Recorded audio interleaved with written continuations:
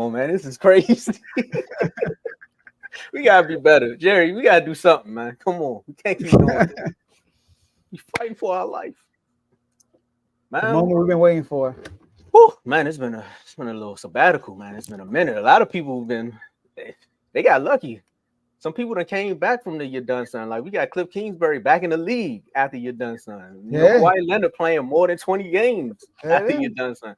John Wall got a podcast, so I don't know if he's still You're Done. But hey, John, if you want to come on Refuse to Lose, man, let me know because we can make that happen. But Hold up. what we got here? We got here a member for 6 months. Shout out to Baseball with Teddy. Baseball is around the corner. Let's get hype. Hashtag R2L squad. Hashtag start spreading the news. Hashtag humbly. Hashtag do your job. Hashtag fight on. Oh, man, I'm glad I'm in the Big Ten now. Hashtag,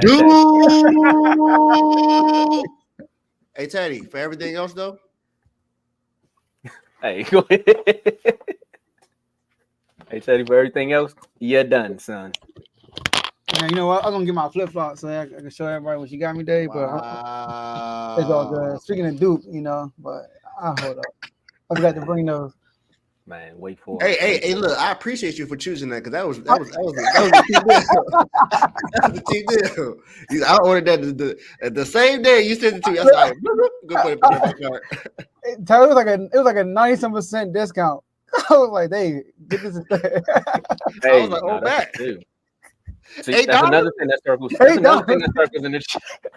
What y'all know about that, man? $8. He talking $8, man. We gotta huddle up. Oh man, simpler time. Simpler time. Oh my god! Hey, that was the best joke ever. Because if you ever rode the bus, all right. Let's get this show back on the track. Man. Because man, that's the moment you want to be like, man, you're done, son. Come on. You're done, son. Woo. I mean, I'm supposed to change the label when I'm out here playing the sound effects. I got you. Tomo. Anyway, thanks, man. It's all fun in the sun till you end up on. I'm gonna say this month's "You're Done, Son" because it's been a minute. But of course, we got to talk about something that everyone loved in the beginning, but after a while, it kind of got watered down. Almost kind of like the music industry, just a little bit. You know, it was like, man, this rap music is okay, and then now we got all TikTokers, and that's it. It's just TikTokers, man. And then a little, I just want to, but that's it. So we got to talk about this week's "You're Done, Son." This week's "You're Done, Son" is the NBA All-Star Weekend, not just the game.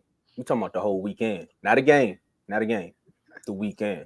So I'm gonna just give you a quick little brief history of the All-Star game. So basically, when the NBA first started, they all was like, how can we get more fan votes? How can we get the fans into it just a little bit more? And it's like, all right, we're gonna get the East and we're gonna get the West and we're gonna get the best players from all the teams and we're gonna come together and we're gonna play a game. This started back in 1951. So there's no tape on it. This is 1951. So any stats that I have for you, you can probably look it up, but they probably made it up. We really don't know. Those books are probably burnt. But the East won the very first All-Star game. They won 111-94. And Teddy, you're going to like this. A Celtic, Ed Macaulay, was named the first ever NBA All-Star. Boo. Back in 1951. And then as time went on, they said we got to add more things. We can't just have the two teams come together because then after a while, everybody's going to think it's just a regular basketball game. So after 1951, there's these kids start jumping, just jumping. So in 1970, they added the slam dunk contest. And then in 1984, they added the three-point contest. I guess that's when they finally drew the chalk line and said, hey, you can shoot from here in 1984. And then you fast forward a little bit to 1994. That's when the rookie challenge was introduced. And then in 2003, they brought in the celebrity game. So it was like, hey, we have some famous people. Let's bring in another diverse crowd. And we're going to bring in celebrities. And they just go act like they can hoop, which is good. This is one of the most entertaining games on Friday night. But no, the Rising Star Challenge, because that's what came next in 2012. They brought in the Rising Star Challenge. That's when they brought in the rookies versus the sophomores. Dang, 2012? God. Yeah, time flies, man. Time flies. And in 2017, they switched up the whole format. They said we're going to do Team LeBron or Team Steph. And that's basically whoever got the most votes.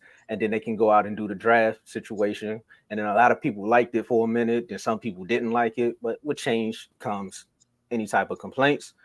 But then around about 2020, rest in peace to Kobe, they introduced the Kobe rule.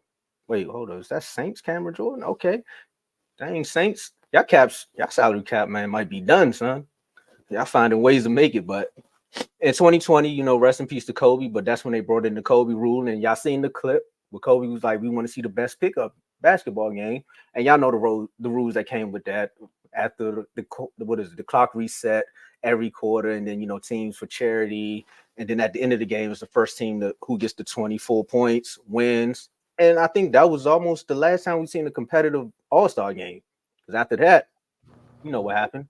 And then recently in 2024, they threw in another little sprinkle. You had Steph versus Sabrina, so that had a lot of people amped. That's just a quick timeline of how the All-Star game got to where it was at. Again, this was a weekend just for the fans, to get the fans back into it, to introduce the players that people really don't see that much. Basically, mostly for the people out west. I mean, for the people out east who don't really see all the players out west. Of the Tim Duncans, about your Kevin Garnett's, but there's other players out there that can ball too, like outside of Dame. We talked about it. You got your SGAs and things like that. It's for the fans. We're doing it for the fans. But then LeBron came into the league and said, I like the fans, but I ain't doing the dunk contest. This is that was one of the most entertaining moments of All-Star Weekend. Yeah. Once the Stars stopped doing the slam dunk contest, the G Leaguers took over. And everybody's like, well, I know of Matt, but if it wasn't for YouTube, I wouldn't know who Mac is. Takes away from it. Also, with the three-point contest, I mean, the league has shifted to the three-point contest, so that's one of the most interesting moments now. It's kind of took over. I think that should be the last event now instead of the dunk contest. They may need to do the dunk contest before they do the skills challenge, because some people didn't like the skills challenge. It was just like, all right, they're running through some loops and passing the basketball and probably dunking. Okay, cool. How can you make this more entertaining? Then you got the Rising Stars challenge, where they put that after the celebrity game. Why not put the Rising Stars almost the same day as the All-Star game, or maybe that Saturday game? Make that a Saturday event. Something, just mix it up just a little bit. But again, the fans are always trying to find ways to make the All-Star weekend better. But all the talking that we doing is not really helping the league, because they're not really listening at times. So because of this, a lot of people, especially after the last All-Star game, almost 200 points, a lot of people found themselves turning the channel off and watching something on Netflix or reading a book. And they told the NBA, you're done, son. Yeah, Tomo. I think we all agree with this one. I mean, this was in the doghouse. So from the doghouse. Yeah. From the doghouse till you're done, son. So my thing is to fix the odds. For one of my suggestions is you hit it on the nail, Tomo, the dunk contest. Because the dunk contest is usually the highlight of the weekend. And I think the NBA, to put more pressure on the dunkers to actually go dunk, is to have the fans vote who you want to dunk contest, and give like a top 10 list and make it public. Like, these are the top 10 players the fans want to see in the dunk contest. And then you have people after the game, hey, are you going to, I see you've been voted 8th in the dunk contest. You going to join it? Put some pressure on them boys. And to fix the All-Star game, you have to fix the league, because the league is not competitive. So therefore, the All-Star game is not competitive. Like, why would they compete hard in the All-Star game and they're not even competing hard in the regular season? And I threw this out in the chat. I said that once they add the two new teams, they talking about Vegas and they're talking about giving Seattle another team, right? Then they should create divisions like we do in the NFL. They have divisions already. Use the divisions you have, create them like you do in the NFL. What it would do is create rivalries and have the division leaders get home court advantage throughout based on the seeding, right? So I think that will make the regular season more competitive, because you look at the seeding now, Miami Heat will have a home court right now, and Orlando is right behind them to get a home court. You don't think Orlando and Miami will be fighting harder than they are right now? Especially, you think Jimmy Butler gonna take that day off like he did last game? No, he's gonna play. And then he had to shoot a video. Part 2. My man was suspended. No, I think I played after that. Did he play? He played, but that video came out before that. He played last game? He did? Yeah. Oh, my bad. But OKC Minnesota and Denver all in the same division. Now imagine that. Instead of them being 1, 2, 3, one of them gonna be 1, and everyone's gonna be 5 and 6. So that would make it more competitive, I would believe, in the regular season and all that stuff. And I had beef with the play-in. I kind of like it now because people are fighting to stay within the 6 range, But I think the divisions will be a game changer, and it will make the season more competitive, which will make the All-Star game more competitive. I also want to throw this idea out too for the skills challenge. Have the best skill players out there. Forget about this team thing. Have the best skill players out there. Like you got Kyrie Irving that's out there. You got De'Aaron Fox, 2 of the best skill players, I think, offensively. De'Aaron Fox should definitely do it. You're right. You could throw SG in there because the comparison between him and D Fox is out there.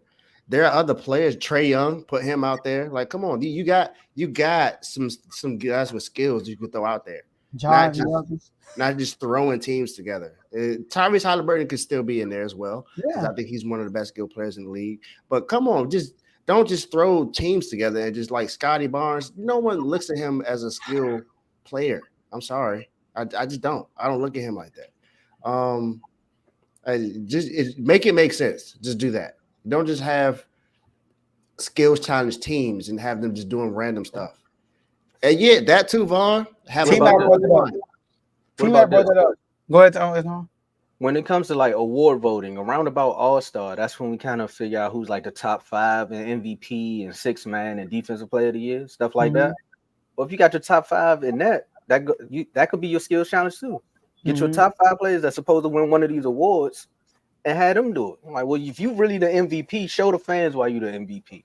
Can you do this challenge, or can you do something? I don't know. They can come up with something for it, but yeah. Luka.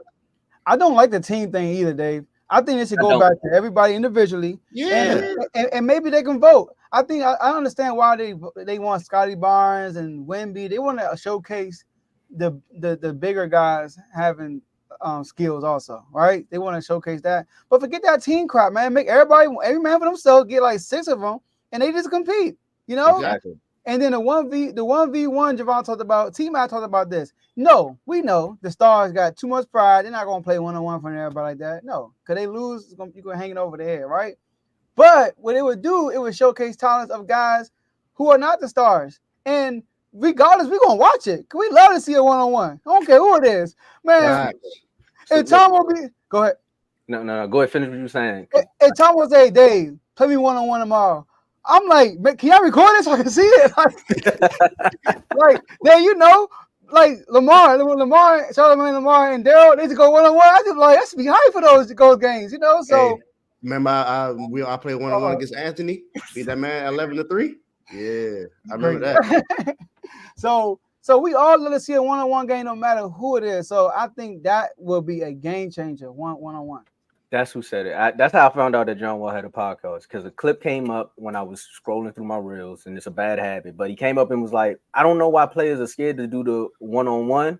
Because remember when they was in that Team USA game, that clip that came out where all the players was actually playing one-on-one, and you can go back and see it on YouTube where everybody was giving each other buckets. Like, you did it there, so what's the difference? The limit, they do it every game. The limit 3 dribbles only. 3 dribbles. Yeah. And then also with the rookie All-Star game, forget this team crap, man. I'm sorry, G Leaguers. You're in the G League. I'm sorry. You hear me? Like, if you're a rookie, I'm sorry. It should be rookies against sophomores. That's exactly. I was just about to say that, Joe. Because what that does, that's pride. When you're a sophomore, you're like, oh no, bro. These rookies not about to beat us. If you're a rookie, you're trying to beat the sophomores. Forget that. So they did that one year, Lamar. They did that one year. Where it was USA versus the world, but it's more foreign players now. Yeah, man. I don't like that. I like the East. I like East-West. I like East-West, but it starts from the bottom. Rookie All-Star game. It should be rookie against sophomore. Keep everything like you had it. Like, I'm trying to throw these extra flavors and crap into it. Keep everything like you had it, bro. It was working fine. See, you try to fix something that ain't broken. That's what it is. And then what happened? You broke it. Broke it bad. So, good one, Tomo. I remember Carr and Big O play. Hey, man, you gotta tell that story on RBO, man. You gotta tell that story, man. And you tune in. You was like you tune when it's 1-on-1, bro. You are tuned in. I'm telling you, like I don't care who it is. Like you gonna watch that show. Cause you want to hear the stories like when Magic was like, "You gotta get him back. You gotta get him back." Like you want to hear that. We don't get that no more. It's just like, "Oh, he dunked. Cool." See, but like Kobe said, like you said, Tomo, our front they go play in these leagues and they play hard in the summer and then they do in the All-Star game. They do. Trash talking and all that, bro. I don't get it. So it's all pride. They don't want to be embarrassed. That's all it is. You embarrassing yourself anyway by playing at a lower tier. Like this ain't Space Jam. You ain't lose your powers. We know you can actually play. So what's wrong with y'all? And Dave, you know who's a? Let me tell y'all who might win a 1-on-1 matchup. Jimmy Butler. In the USA joint, he was cooking everybody. We talking about Paul George, everybody. Devin Booker, cooking, everybody. And he was strapping too. Did y'all forget what he did to Minnesota? I'm playing with the second unit. Yeah. Like Jimmy don't play no game. Look at what Jimmy does in the playoffs. He two really good defenders he went up against. Marcus Smart and Drew Holiday. Cook both of them. Oh, he got clips. I think I got the clips. Oh, snap. R2L chat. Oh yeah. R2L, Bob.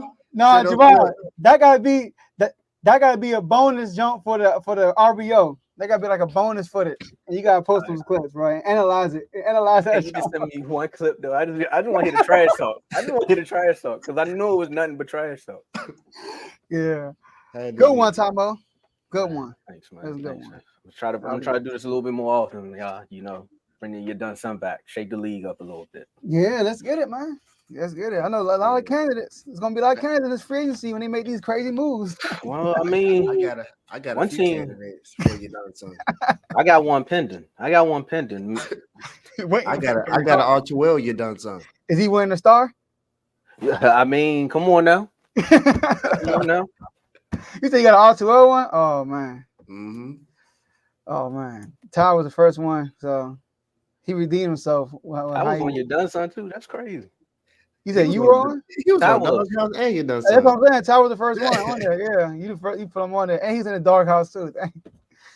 Man, the enemy. But